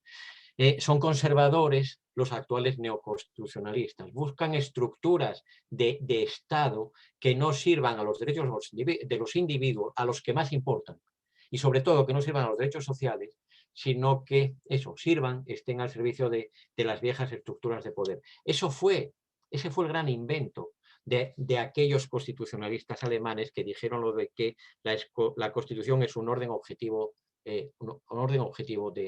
de valores. Y de esa manera hicieron ver, repito, que no importa lo que diga la ley, ni tiene importancia tampoco lo que leamos la Constitución, que lo que importa es que entiendan los jueces constitucionales por dignidad, por libre desarrollo de la personalidad, por solidaridad, etc. Les preocupaba un peligro. Oiga, y si mañana el legislador es de otra ideología, ¿qué va a pasar con lo nuestro? Podríamos pensar, entonces también les preocupará ahora el mismo peligro. ¿Y si mañana la Corte Constitucional, y si mañana el Tribunal Constitucional no está formado por los nuestros? Bueno, queridos amigos, ese riesgo no existe. Ese riesgo no existe. Ahí donde el pueblo vote en libertad, es posible que ganen los que no son los nuestros. Pero donde los parlamentos y otros poderes colonizados son los que eligen a los jueces de las más altas cortes, no hay ningún riesgo de que los jueces hagan la revolución. Y esa es la gran maldad del neoconstitucionalismo. Maldad. Esa es la gran perversión del neoconstitucionalismo. Le dicen al pueblo, olvídense de la ley, confíen en sus jueces, porque desde las altas cortes se va a hacer la revolución social y se van a imponer los derechos sociales y la mejor vida de todo. Es mentira. Nunca ha habido ni va a haber una revolución social de base judicial. Nunca. Lo que existe es una fortísima contrarrevolución, una lucha feroz contra el derecho, porque los grandes poderes económicos, políticos y académicos quieren manos libres. Contra eso luchaba Kelsen. Contra eso luchó y perdió Kelsen. Él era judío y en aquel tiempo les bastaba a todos esos que no querían ni el derecho, ni la democracia, ni la Constitución, les bastaba con decir que la teoría del derecho de Kelsen era la teoría esperable de un judío, ¿no? La teoría de un derecho sin Estado y la teoría de un derecho sin justicia, ¿no? Bueno, luchemos como Kelsen, nosotros que no somos judíos, y si lo fuéramos mejor. A ver a nosotros qué nos dicen, qué nos van a decir, ateos, positivistas, los que defendemos el derecho, ¿qué nombre merecemos? ¿Y qué nombre damos nosotros a nuestros rivales? Todo empieza por el nombre, ¿no? Esa es una razón por la que termino una anécdota sin ninguna importancia, ¿no? Por la que yo todo el rato digo iusmoralismo, ¿no? Y discuto con mi amigo Manuel Atienza porque él dice, iusmoralismo no existe, lo que hay y es bueno es el pospositivismo. No, hermano, no es pos. es prepositivismo, porque ustedes están pidiendo que retornemos a la Edad Media. Entonces, si no le gusta que lo llame iusmoralismo, si quiere lo llamo prepositivismo o derecho estamental. Bueno, he hablado demasiado, vuelvo a agradecer a los organizadores su amabilidad al invitarme y a todos su paciencia al escucharme. Muchas gracias. Alexandre? Sim. Bom, queria agradecer ao professor Juan Antônio Garcia Amada por essa estimulante, interessante palestra. Agradecê-lo mais uma vez mais, né? Eu acho que o nosso grupo de pesquisa abre suas atividades em grande estilo, né? Pergunto se o professor Juan Antônio teria alguns minutos para a gente fazer uma discussão. Que si discutimos un rato. Sim, o senhor teria... Sí. O senhor tem... Bom, então... Yo tengo un poquito, no tengo mucho tiempo, dispongo de 20 minutos, 30 minutos, lo siento, no tengo más, pero Sim. en ese tiempo Ótimo. a su disposición. Eu acho que é suficiente. Bom, então eu vou abrir aos participantes a possibilidade de perguntar. Eu tenho algumas questões também, mas vou me conter aqui. E, mais uma vez, agradecer ao professor Juan Antônio por essa excelente e estimulante palestra.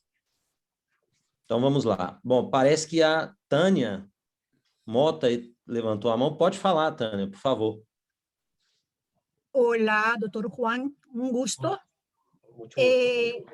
Te pregunto, cuando en tu ponencia dijiste que cuanto la alma, que dicen los jueces, etcétera, las doctrinas, ¿qué opinas cuando nosotros en Brasil, Argentina, tal cual, algunos juristas, jueces, abogados hasta dicen, no, pobre, estaba tomado de un espíritu.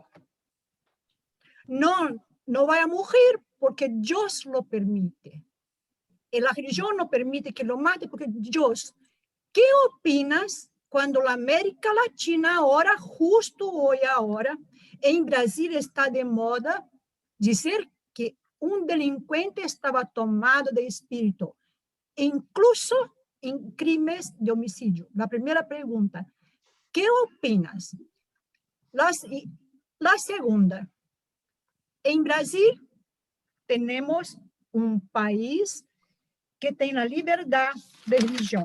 Tenemos un país laico, ¿sabes? En contrapartida, la gente en los pleitos, en nombre de Dios, estamos con un presidente. ¿Cómo es esta base? ¿Por qué estamos en América Latina con tantos, ¿qué puedo decir, hombre? ¿Qué es? 70% de analfabetos que tenemos. ¿O qué está pasando en medio jurídico cuando apelamos para la alma? Tenemos Dios, no tenemos Dios. ¿Y qué es? ¿Económico? Es lo segundo poder, doctor Juan, paralelo que hablamos los juristas. Gracias, muchas gracias. De verdad que me encantó.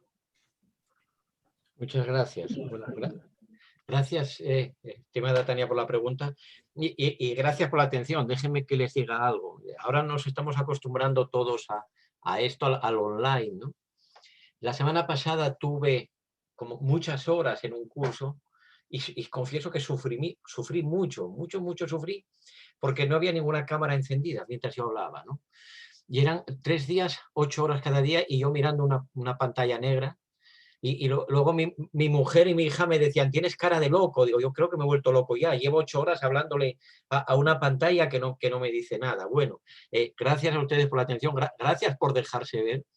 Y además empiezo a observar que me ocurre ya en estas conferencias online lo mismo que le pasa a uno en el aula de clase presencial, que de pronto uno se pone a interactuar con un determinado estudiante que mira bien. Es muy importante mirar bien. Y uno ya como que le habla para él. Bueno, yo voy a confesar algo, Tania y yo no nos conocemos, ni vamos a ser novios ni nada, que nadie se preocupe. Pero yo me he pasado la última hora hablándole a Tania aquí en la pantalla, porque ella hacía así y se ponía contenta y yo decía, es mi interlocutora, ya Rodrigo es muy feo, pero con Tania sí puedo hablar, ¿no? Bueno, aparte de esa broma, pero que tiene un fondo de verdad, lo que dice, veamos. La presencia de Dios en la práctica jurídica brasileña actual. Eso podemos tomarlo como anécdota o podemos buscarle explicaciones elementales, no falsas, sino sencillas, como que, bueno, si no estoy equivocado, Brasil está siendo tomado muy fuertemente por grupos neocristianos, evangélicos, etcétera. Miren, yo en esto me he transformado radicalmente. Un paréntesis, ahora vuelvo a la pregunta. Yo en mi juventud, yo no soy creyente, actualmente soy totalmente respetuoso con las personas religiosas. Yo estoy casado con una mujer que tiene su fe y la cultiva y no nos plantea ningún problema, y yo lucharía lo que fuera necesario para que nadie reprima la fe de mi mujer. Soy el único español que conozco que está casado según el derecho canónico por un artículo que permite el matrimonio de católica practicante y bautizado ateo, ¿no?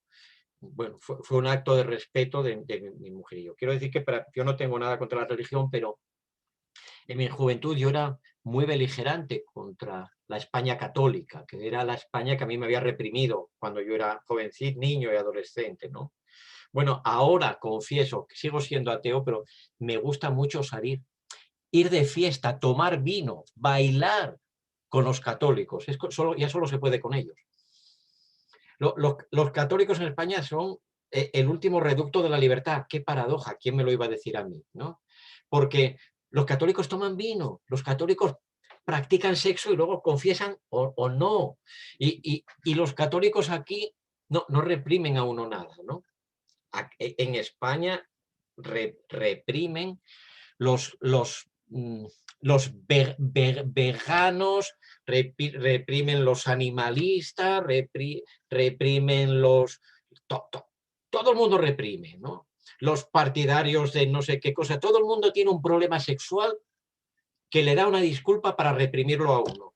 No bebas vino porque ese vino lo producen en un lugar donde no dejan a las personas operarse para cambiar de sexo. Bueno, déjeme en paz, luche por eso, pero déjeme beber mi vino, maldita sea, ¿no? Bueno, entonces, a lo mejor lo que pasa, en Europa estamos poseídos por la religiosidad laica o secular y temo, hipótesis de extranjero, me perdonan, que en Brasil ha vuelto la religión dura, ¿no? Está volviendo la religión dura, ¿no? No sé si el catolicismo ha evolucionado, yo creo que sí, con la teología de la liberación probablemente, pero desde luego hay otros grupos, y a lo mejor los católicos tampoco. Bueno, pues peor me lo ponen, ¿no? Pero vamos a ver, esto es un fenómeno sociológico, histórico, que no sería problema si las estructuras del Estado estuvieran bien asentadas. Y ahora vamos a lo que sí creo que, lo que quiero que sea la esencia de mi respuesta a esto. Y con esto me reitero lo antes expresado. Si todos tenemos claro qué es el derecho, todos tenemos claro que ese juez que diga lo absuelvo porque estaba poseído por el demonio, prevarica. Eso es un delito, se llama prevaricación, ¿no? O me salto la ley porque este niño merece ser educado en una comunidad de creyentes, ¿no? Eso se llama prevaricación, ¿no? Pero ¿quiénes son los culpables de que ese tipo de resoluciones que dice Tania cuenten ya, pasen por resoluciones, decisiones judiciales perfectamente jurídicas? La culpa de eso la tienen nuestros colegas. O sea, la culpa de eso la tienen los dworkinianos. La culpa de eso la tienen los alexianos. Que ellos no se dieron cuenta de que decir las cosas que dice Turkio, que dice Dworkin, o que dice Alexi, decirlas en Alemania o en Dinamarca, no es muy peligroso, porque hay una cultura jurídica muy asentada, muy sólida, ¿eh? Pero que eso mal traducido y mal llevado a otros países donde no hay esas tradiciones, es abrir la puerta a que entre con fuerza contra el derecho a la moral, pero no la moral ilustrada de los franceses, ¿no? No la moral laica de los estados que que llevan muchos siglos, si no siglos, muchas décadas, siendo estados aconfesionales, ¿no? Sino que entre la moral de los grupos que dominan en países donde no ha habido, a lo mejor, verdaderas revoluciones burguesas, donde la Revolución Francesa todavía se espera, donde, etcétera, etcétera. Entonces, eso que está pasando, resumiendo, eso es una consecuencia de los ataques al positivismo jurídico. Y lo puedo mantener así abruptamente, aunque no es esto lo único que hay que decir. Eso es una consecuencia de atacar la idea de que en lo que el derecho es visible no importa, y que el único derecho que importa es el derecho invisible. El alma, el derecho del espíritu, el derecho de la verdad, el derecho de la justicia. Si mi queridísimo y admiradísimo colega Manuel Atienza dice en España, o si Robert Alexi dice en Alemania, que el razonamiento jurídico es un caso especial del razonamiento práctico general, esa es la tesis del caso especial de Alexi, y que todo juez tiene que resolver el caso siguiendo dos pasos. En el primer paso, la primera parte de su razonamiento, tiene que preguntarse qué dice la ley, qué dice el sistema jurídico en su conjunto, la ley, los precedentes, la doctrina, qué dice la legalidad para este caso. Y en el segundo paso tiene que preguntarse, bueno, ¿y qué manda la justicia para este caso? Y si ve que la justicia no manda, que lo que manda la justicia no coincide con lo que manda la ley, tiene que ponderar, a ver si es más justo decidir según la ley o decidir según la moral. Bueno, digo, si esto lo dice Alexi en Alemania o lo dice Atienza en España, no es muy grave. Pero claro, a lo mejor si esto se traduce en Brasil, sí es muy grave, ¿no? Porque quien va a ponderar es un ultracatólico o es un ultraevangélico o es alguien que no ha llegado a asimilar todavía lo que sí tiene asimilado la familia de mi esposa. Que es que la religión es de cada uno y que si la religión es de uno muy intensamente, significa que uno tiene que ser persona muy justa en sus acciones, tiene que ir a misa todos los días, lo que sea, pero que eso no le legitima a uno para juzgar desde los mandamientos de la ley de Dios, ni desde la Biblia, sino que el juez se legitima solo juzgando desde la ley que es común a los que creen cosas distintas. Entonces, ¿cuál es el problema? Repito, y en síntesis, ¿no? Hay una teoría del derecho que ha abierto las puertas a que vuelvan todos los viejos demonios, siempre disfrazados de dioses del Antiguo Testamento, ¿no? Y algún día, mira, esto que está pasando, o sea, en el último año he visto aparecer varios grupos kelsenianos en distintos países, ¿no? Bueno, sin perjuicio del mérito de cada uno, aquí Rodrigo y Alexandre, esto posiblemente es significativo, ¿no? Es significativo, y no lo digo desde la religión kelseniana, ¿no? Es significativo de que empiezan a detectarse en muchos países problemas derivados de que, y ahora que se metieron todos en el caballo de madera, ¿cómo lo sacamos, ¿no? Y cómo diferenciamos la moral buena y la moral mala, la teoría de la justicia del demócrata y la teoría de la justicia del nazi. Si ya lo único que se ha impuesto es que en el derecho hay que hacer justicia y no atender a la ley general. Bueno, simplemente esos jueces, Tania, que dicen que toca absolver a ese hombre porque es hijo de Dios o que porque actuó poseído por el demonio, están utilizando las herramientas que les han dado otros que no tenían intención de que fuera así, pero que eran antikelsenianos y que soñaban con que el derecho justo se construiría no en la sociedad real española, no en la sociedad real brasileña, sino en la comunidad ideal de diálogo de Habermas, ¿no? o ante el auditorio universal de Perelman, o en una situación real parangonable a aquella ideal de la posición originaria bajo el velo de ignorancia de Rawls, ¿no? Cuando desplazamos el derecho que tenemos, cuando en lugar de querer mejorar el derecho que tenemos, decimos que hay que sustituirlo por el camino, la verdad y la vida, estamos citando el Antiguo Testamento o el Nuevo y estamos abriendo el paso a los enemigos de la libertad. Bueno, que cada uno asuma las consecuencias de sus teorías, y qué pena que no haya un infierno de juristas para ver a Dworkin, para ver cómo le queman a Dworkin los pelos de las partes íntimas, ¿no? Bom, obrigado, professor. Vamos passar à próxima pergunta. Eu acho que o senhor ainda tem alguns minutos, né? Nós temos dois inscritos aqui, para mim aparecem, o Rodrigo Valadão e o Sérgio Pulido. Então, como o professor tinha dito que tinha cerca de 20 minutos, né? Estão faltando aí uns 7 minutos. Então, eu vou pedir para o Rodrigo ser... talvez a gente pudesse sintetizar as duas perguntas e o professor respondê-las, porque senão eu temo que não dê tempo da gente ir e voltar. O senhor concorda, professor? Bueno, 20 minutos, tengo 20 minutos, ya no disimulo más. En 20 minutos yo me voy y los dejo a ustedes hablando. Então vamos lá, vai lá, Rodrigo. E aí será... eu vou emendar com o Sérgio, aí eu volto para o professor. Maravilha. A minha é breve, professor. Eu não entendia durante um certo tempo aquele texto Ciência e Democracia do Kelsen. Essa relação que Kelsen fazia entre democracia e ciência, eu não entendia muito bem. Eu acho que eu li isso há alguns anos, mas eu não consegui entender muito bem até agora, né? Vivendo essa realidade que a gente está vivendo. E eu me dei conta, além de todos esses aspectos que o senhor levantou, eu acho que uma grande atualidade de Kelsen é uma questão de sobrevivência da democracia liberal, com todas as suas imperfeições. Essa conexão de ciência do direito e democracia liberal é algo que está me chamando a atenção, algo que eu venho pesquisando. E é sobre isso que, de repente, eu queria que o senhor falou, de certa forma, sobre essa conexão, de uma forma um pouco esparsa, né? Pincelou alguns pontos dessa conexão, mas eu queria saber da sua opinião, né? Essa ciência jurídica do direito, esse positivismo kelseniano, é a teoria da democracia liberal? Qual é essa conexão? É uma conexão necessária, contingente? Enfim, eu queria saber a sua opinião sobre isso.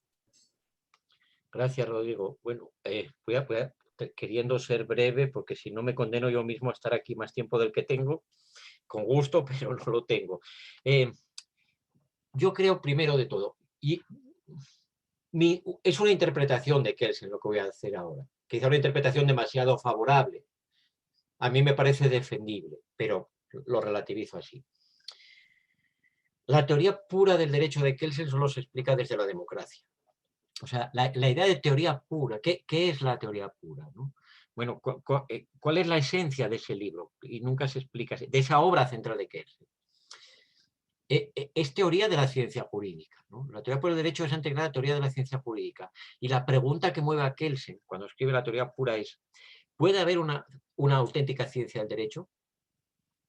Puede haber ideología del derecho, hay práctica del derecho, pero puede haber un estudio científico del derecho. Es decir, puede haber una ciencia del derecho que sea equiparable, comparable a la física, a la química, a la sociología, si hablamos de ciencias sociales. Y lo que él cuenta, como todos sabemos, es que la ciencia es descripción de su objeto sin valoración. La valoración no es científica, ¿no? Entonces, al físico se le pide que analice la materia y describa lo que hay afuera hay en la materia. Pero no tiene sentido que un físico diga: oiga, ¿saben qué? A mí entre los neutrones y los neutrinos, mis favoritos son los neutrinos. Son mucho más lindos. Oiga, se volvió loco ese tipo, ¿no? No, a usted le gustará... El geólogo dice: mire, no vaya a comparar la pirita con el mineral de oro. Hombre, es mucho más interesante la pirita. Nosotros nos hemos preguntado cuál es más interesante. Eso forma parte de sus gustos. Y sus gustos estéticos en materia de minerales son igual que los míos, que no soy geólogo, ¿no? Entonces, Kelsen dice: la ciencia describe, ¿no? Y la ciencia del derecho, si ha de existir, tiene que ser descriptiva también. Y con lo que Kelsen está luchando es con lo que se hacía en su tiempo y se vuelve a hacer ahora, que es esto, ¿no? Presentar como resultado del análisis científico la simple proyección sobre el derecho de los ideales del que escribe, de ese penalista, de ese civilista, ¿no? Kelsen dice: no, cuando usted describe el derecho penal válido en Brasil, usted opera como científico del derecho. Cuando usted dice que tal norma es injusta o que aquella no deberían aplicarla a los jueces, usted ya no es científico del derecho, usted es político del derecho. Usted hace política del derecho. Y usted pretende suplantar el derecho que hay por el derecho que a usted le parece, que usted considera que debería haber, ¿no? La ley real por la ley ideal para usted. Bueno, y eso es política del derecho. Y lo que Kelsen nos había dicho en Esencia y Valor de la Democracia es que la manera de hacer política respetuosa con los demás es mediante los procedimientos democráticos, ¿no? Entonces, Kelsen quiere que las leyes no se hagan en los gabinetes de los profesores, sino que resulten del juego democrático de mayorías y minorías. Porque si ese juego democrático tiene que pasar luego por el filtro del penalista, o sea, Brasil, el legislador brasileño, suponiéndole legitimidad democrática, siempre partimos de ese supuesto, hace un nuevo código penal, pero a la postre, al final, de ese código solo se van a aplicar, imaginemos, aquellas leyes que los profesores digan que son verdadero derecho penal o que son justas, etcétera. Bueno, entonces el académico está suplantando al legislador, ¿no? Y la democracia, la soberanía popular, se sustituye por algo así como soberanía académica, ¿no? Bueno, entonces, eso es lo que no quiere Kelsen. Su preocupación por la pureza de la dogmática jurídica es una preocupación epistemológica, quizá teoría de la ciencia. Eso a mí me importa poco, ¿no? Pero creo que en el fondo es una preocupación política para que la ley... Porque toda la pregunta siempre es esta: ¿quién es el dueño de la ley? ¿No? O sea, ¿quién es el dueño de las normas que colectivamente nos vinculan como jurídicas y nos imponen coactivamente, ¿no? Entonces, Kelsen en este sentido era rusoniano, en otros sentidos es hobbesiano, ¿no? En este sentido era rusoniano. Dice, si el dueño de la ley es el pueblo, al profesor de Derecho Civil no le queda más que explicar lo que la ley, como profesor, que explique lo que la ley dice, y eso sí, como ciudadano, que vaya a manifestación o que vote, etcétera, ¿no? Bueno, entonces yo veo ese vínculo ahí. En segundo lugar, la democracia liberal. Hombre, Kelsen es un liberal, pero solo en el sentido político de la expresión, ¿no? En mi interpretación, si tuviéramos que calificar a Kelsen con las etiquetas de hoy, Kelsen era un socialdemócrata, ¿no? Yo diría que Kelsen era un socialdemócrata. Un socialdemócrata, o socialdemócratas hoy ya no quedan, ¿no? Solo quedan distintos tipos de ladrones a izquierda y derecha. Pero un socialdemócrata, pues al estilo de lo que acabó siendo la socialdemocracia alemana en los años 80, pongamos, ¿no? Que él en ese sentido creo que se anticipaba a su tiempo. Por tanto, es liberal en política, en cuanto que cree no en los derechos individuales, no como derechos naturales, sino como requisitos funcionales de una convivencia en paz entre distintos, y cree en los procedimientos democráticos y cree que nadie, ni la sabiduría, ni el dinero, ni el poder convierte a nadie en más importante que nadie. Es el elemento kantiano que queda en eso también. Pero por otro lado, en lo económico no es un liberal, ¿no? Hasta donde yo sé, no es ningún defensor del abstencionismo total en economía. Y ahí es donde viene a cuento aquella polémica que tuvo Kelsen con Hayek, ¿no? Cuando Hayek dijo lo de que hay una incompatibilidad radical entre democracia y socialismo, Kelsen dijo, usted está muy equivocado, no tiene nada que ver, ¿no? La democracia es un sistema de elección de gobernantes y el socialismo es un sistema de organización de la economía de una nación, ¿no? Y puede haber democracia con socialismo y sin socialismo, y puede haber socialismo con democracia y sin democracia, ¿no? Y yo creo que la historia le dio la razón a Kelsen, pero ese es el Kelsen secreto, ¿no? Es el Kelsen que no se estudia en las facultades de Derecho ni en las de Ciencia Política, porque hay que seguir afirmando que Kelsen era fascista, que Kelsen era neoliberal, que Kelsen no creía en los derechos humanos, que Kelsen era un positivista ideológico, etc., ¿no? Era un liberal político y un socialdemócrata, yo diría. Gracias, Rodrigo. Obrigado, professor. Bom, eu acho que nós vamos ter que suspender as perguntas por causa do horário. Está se aproximando. Eu peço desculpas àqueles que se inscreveram, né? Eu vou especialmente ao Sérgio Pulido e à Noélia Roland. Eu peço que vocês entrem depois no site do grupo, né? Se a gente puder discutir, e na próxima live aí vocês já podem também, a gente já garante uma prioridade para vocês perguntarem na próxima live. Eu peço desculpas por causa do horário do professor. Quero mais uma vez agradecer ao professor Juan Antônio Garcia Amado por essa estimulante e muito interessante, e mostrou, acho que muito bem, a importância da gente discutir Kelsen hoje, né? Às vezes o professor mencionou o prólogo da teoria pura do direito na sua exposição, e é interessante, quando a gente lê esse prólogo, né, em português a gente fala prefácio, parece que ele foi escrito para a situação que se vive hoje no Brasil, né? E pelo que o professor Juan Antônio fala, também na realidade espanhola. Então, é muito interessante, né? Como é que o Kelsen está cada vez mais atual. Bom, eu quero agradecer uma vez mais, então, ao professor Juan Antônio, que dedicou seu tempo a essa brilhante, instigante palestra. Quero registrar aqui a presença de alguns membros do grupo, né? Nós temos aqui o Matheus Pellegrino, que se encontra membro, pesquisador do grupo, o professor Matheus Pellegrino, o professor José Rodrigo Rodrigues, o professor Júlio Guiar de Oliveira. Então, agradeço a presença deles. Temos vários amigos aqui também que eu reconheço, estudantes, alunos meus aqui, eu não vou citar o nome, né? E também gente de vários outros países, a gente identifica aqui de vários países da América Latina, né? Meu agradecimento a todos, em meu nome, em nome do Rodrigo. Acho que o Rodrigo tem um último anúncio para fazer aí já sobre o próximo evento, né, Rodrigo? Isso, perfeito. Eu vou compartilhar aqui na tela, né? Nós já temos aqui o nosso próximo evento, vai ser no dia 27 de julho, às 11 horas, nós vamos ter o Matheus, que é pesquisador do grupo, tá? Falando sobre a teoria da interpretação de direito de Kelsen à luz da teoria da atribuição alternativa de poder ou cláusula alternativa tácita, enfim, empoderamento alternativo.